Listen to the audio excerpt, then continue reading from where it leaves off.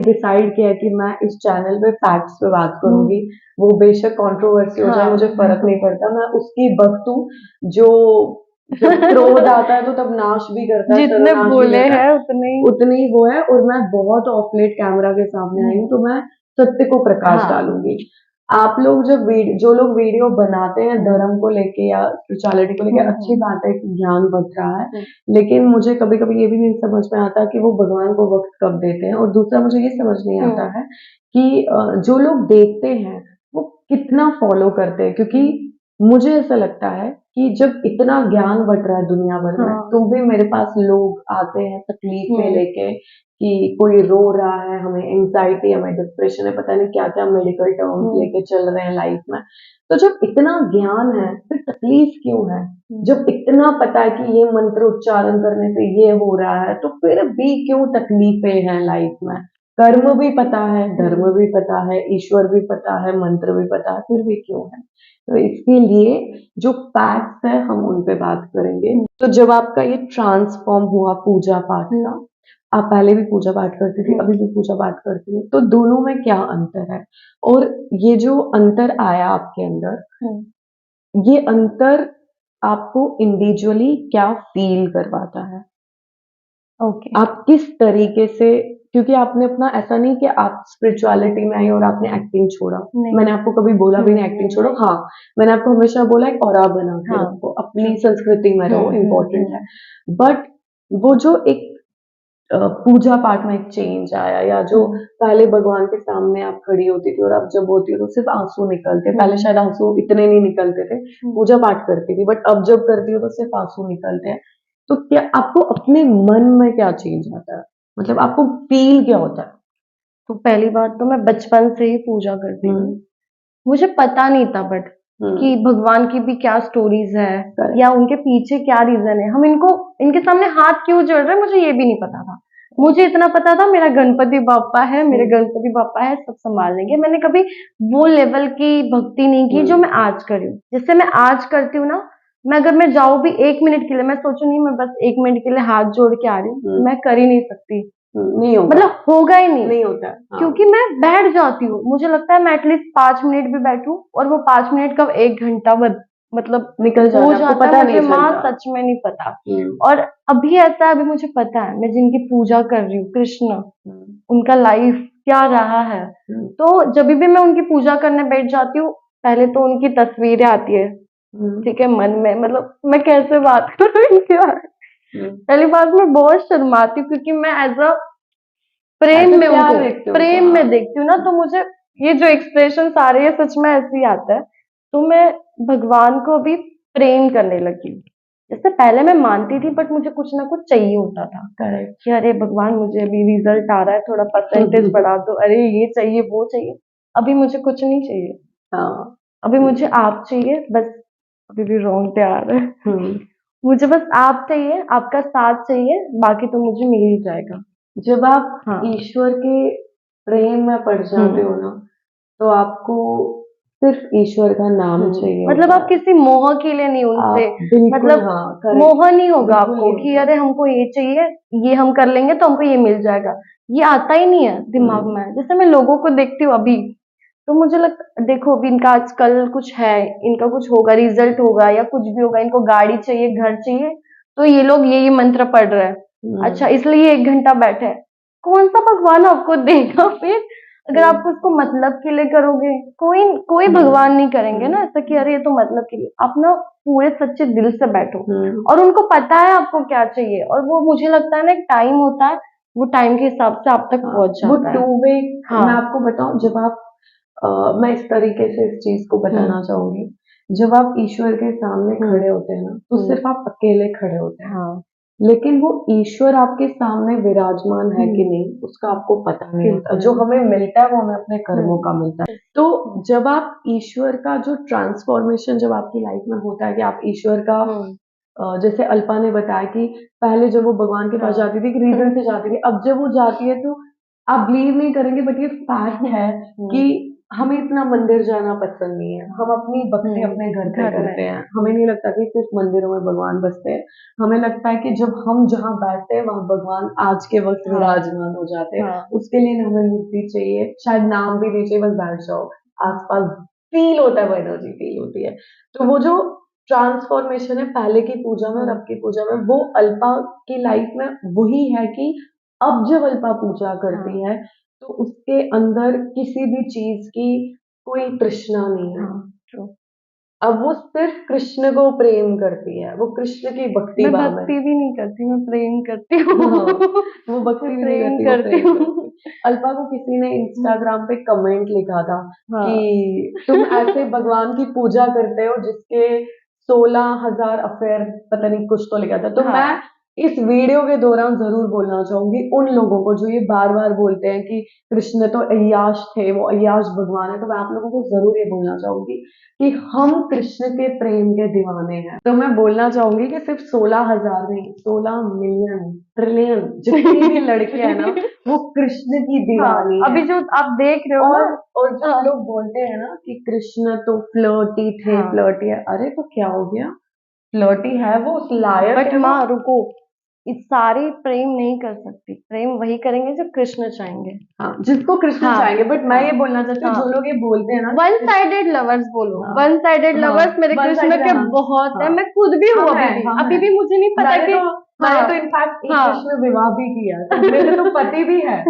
तो हमारे में ना बहस चलती, मतलब हम लोग क्योंकि झगड़ा मैंने करते प्रॉपर हैं। कृष्ण से, और मैं हाँ। बताना चाहूंगी, आप ना भगवान को एक्सप्लेन नहीं कर सकते। हम में से किसी की औकात नहीं है हाँ। बताने की भगवान ये थे, भगवान नहीं, वो थे। बिल्कुल नहीं। आपको पता है जब इंसान की लाइफ में कष्ट आता है ना, तो आपके पास वो नाम होना चाहिए लेने को जो आपको हाँ। उस कष्ट से निकालेगा। हम्म। बस चिल्लाओगे किसको, हम्म। और जिसको चिल्लाओगे वो सुन ही नहीं रहा है तो क्या करोगे।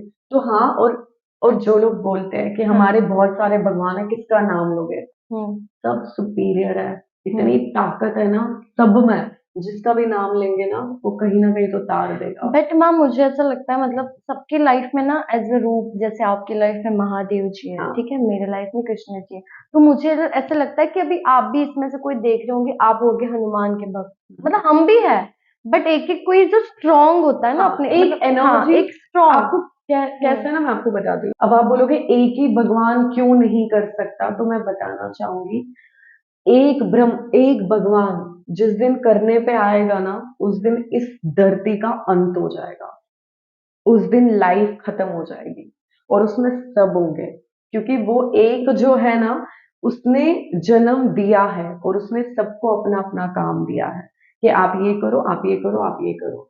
और जिस दिन वो वापस जाग जाएगा ना, उस दिन सृष्टि का अंत होगा, क्योंकि actual life after death start होगी। तो एनीवेज ये बहुत लंबा टॉपिक है, हम जिस पे बात करते हैं ऐसी उस पे ऐसी जाते हैं। बातें मत बताओ लोगों को, लोग लोग फिर बोलेंगे डेली डालो पॉडकास्ट। क्योंकि अल्पा एक एक्टिंग प्रोफेशन में थी, और सडनली कृष्ण भक्ति के बाद एक दिन उसको रियलाइज हुआ, और हाँ, एक बहुत बड़ा डैमेज आया उसकी लाइफ में प्रोफेशनली, और मतलब उसके बारे में हम लोग बाद में बात करेंगे। बट सबसे बड़ी बात उस डैमेज में ये थी कि उसने रोया नहीं, उसने बोला कि यहाँ पे दुनिया खत्म नहीं हो जाती, मैं वापस, एंड शी इज, मतलब वो अपने घर में एक अकेली अर्न करने वाली है, she is taking care of her mother, she is taking care of her sister.